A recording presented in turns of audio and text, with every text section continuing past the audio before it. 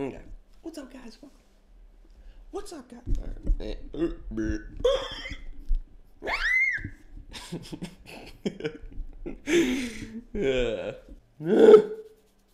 I just took an energy shot, and so I am all over the place right now. Can't even focus.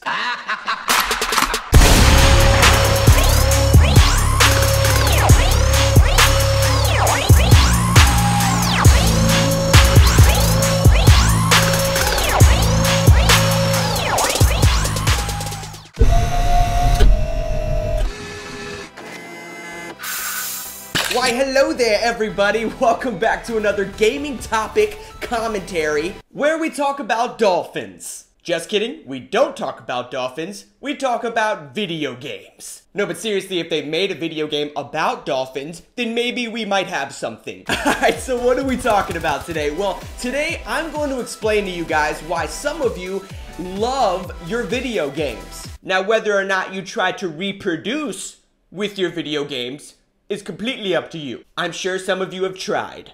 Stop that.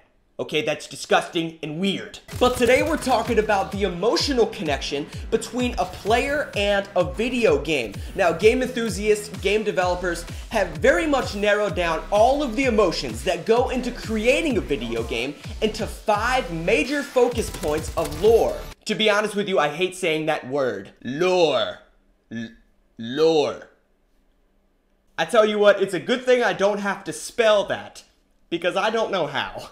But the first major point that game developers try to incorporate into a game is to make the player feel like a protector. Now, what do I mean by that? Well, one of the biggest problems that game developers face is the fact that essentially the player of a video game is God. There's really no ramifications for whatever you do. You can rob a liquor store, kill your best friend, completely compromise the mission, or just sit there while all of your teammates die and you go make a peanut butter and jelly. So in order to fix this, game developers have to create some sense of gameplay that makes it more engaging for a player. Now, a good example of this is the game XCOM. Now, in this game, you have a squad, alright, and each one of your squad members, you actually get to give a name. Now, the interesting thing about this is game developers knew that if you are allowed to name your squad, most people are going to name the squad after their family or friends. Or perhaps somebody that you really hate. Like your girlfriend's ex-boyfriend. I'm just kidding. I don't have a girlfriend. Hashtag single. Hashtag who cares? Oh man, I'm so lonely. Alright, anyway. But the game developers knew you would name these characters after people you care about, and basically what that does is it causes you to care more about these squad members within the video game. So if during a mission one of them gets shot, you kind of care a little bit more because you named that character after your mom. Mom, I apologize. Don't go out into a battlefield and get shot. That would be bad. Cause who is gonna make me dinner? You know what I mean? It doesn't just make itself. Or if you name your squad member after somebody you hate, you might put them in the front of the squad because they're most likely to die first. But either way, it's very important to feel like a protector within a game. But the next thing to incorporate within a game is the idea of feeling like a hero. Now, this isn't necessarily going out and saving the universe, because that falls into the protector category. But to feel like a hero, you have to feel like you're very, very powerful. Untouchable, if you will. Superhuman, perhaps? Matt Rogers, essentially. That's my name. My name is Matt Rogers. That's why I made that joke.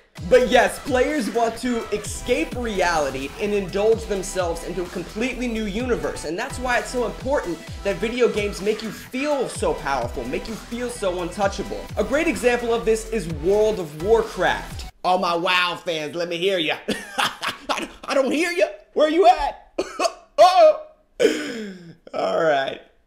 But seriously, one of the things that made World of Warcraft so damn successful was at the start of the game, you get to pick your character, your race, and everything, and you get to choose what powers you're going to be utilizing for the rest of your experience on this game.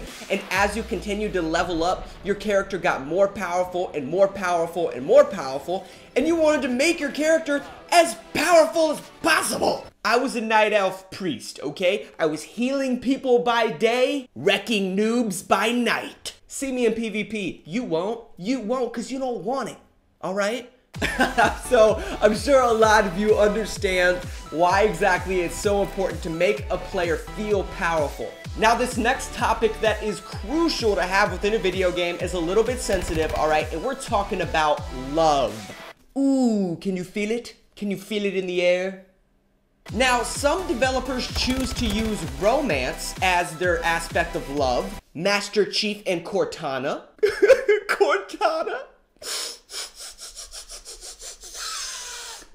Seriously though, Cortana needs to make a little comeback because she was the shit. But other developers choose to use sex appeal as their form of love. Anime lovers, alright. I'm talking to all you freaks out there. You know who you are.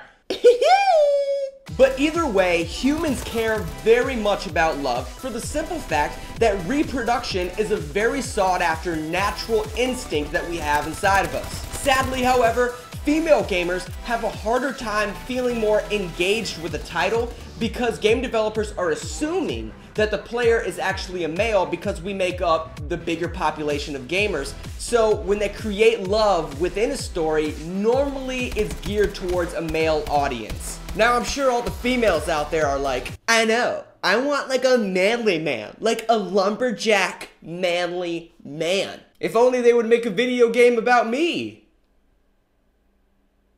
Just kidding. However, gearing love towards a female audience isn't necessarily always a bad thing, and a good example of that is the new title Tomb Raider. Now, this game sold over millions of copies, and the reason for that is because most females actually went out and bought that video game because it's geared towards women. Did you have to be a female to buy the game? No. Did Matt Rogers buy the game? You bet your sweet ass I did. Did I buy it because Lara Croft is sexy? Maybe.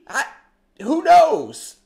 But that's just another reason why love is so important to incorporate within a game. It sells copies. So the next subject we're talking about is friendship within a video game. Now, unlike love that requires you to build up that feeling of love, a friendship doesn't require so much effort. You don't have to empathize with a character, you don't have to share their obsessions, and you really don't care if they die. A good example of this would be Gears of War. Do I like Coltrane? Yes. Do I enjoy the fact that he's obnoxiously funny? Absolutely. Do I care if he gets run over by an 18-wheeler truck and his entire body is crushed? Honestly, I don't give a shit. But having that friendly relationship with the character within a game helps it feel more human. Now, the other aspects of friendships that helps sell a video games is actually the online friends, the actual online players that you become friends with through gaming with them, through party chats and so forth. And that's important because you actually get to share your experience, these fun, emotionally connecting experiences with somebody else. And if game developers can help better utilize the friendships online between you and another player, then that's going to effectively sell more copies in the long run. A good example of this is when Xbox Live created Party Chat. Fucking genius, okay?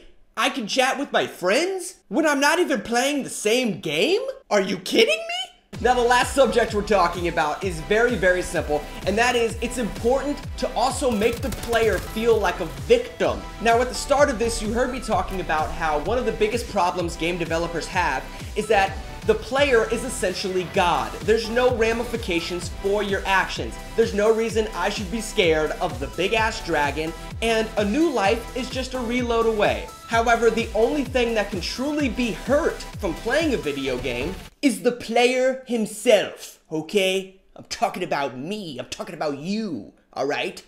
But what the hell am I talking about here? Because it's not like your Xbox or your PlayStation is gonna pull out its pimp hand and smack the shit out of you, alright? It doesn't have hands. But a lot of times what happens is how game developers hurt the player is after they build up such an emotional engagement within the script of a video game, all of a sudden, they crush your little hearts by breaking that emotional engagement. Now, a good example of that is the airport scene from Modern Warfare 2. If you don't know what I'm talking about, then obviously you're not a gamer, because that scene was so sad. You had to shoot up about 1,000 civilians for no reason within an airport. Unfortunately, I killed every single one. You had to. I mean, if you wanted to finish the game, you had to kill them.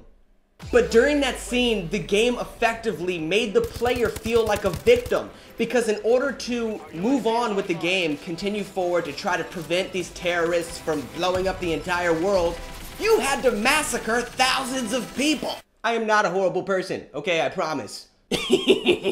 But honestly, that's the effectiveness of making the player feel like a victim within a video game. As soon as those elevator doors opened up and you realized that you had to shoot a bunch of civilians, you felt really bad. And a lot of people remember that level because of how much it made you feel like a victim. Alright, but that's it for this week's video, guys. Thank you for tuning in. Leave a comment below. Let me know about some of the games that you have an emotional connection to, or maybe just let me know what you thought of the video. Go share the video with your friends. Spread some love by clicking that thumbs up button. And if you haven't subscribed to this channel already, then I am going to just... Let me take a second.